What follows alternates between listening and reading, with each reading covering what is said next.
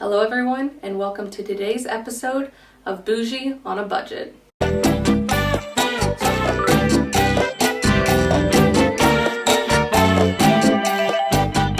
On today's episode, I am going to show you how to make a pasta with veggies. Super easy, super cheap.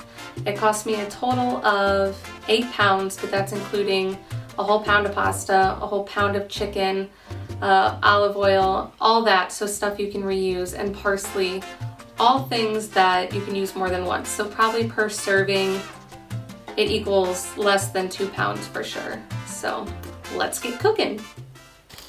Okay, so I'm making dinner. These are sweet pointed peppers. They look really good, and they are really good. I've had them once. And I'm making those with some, I'm gonna roast these. I'm gonna roast some mushrooms, or saute, I don't really know what it's called.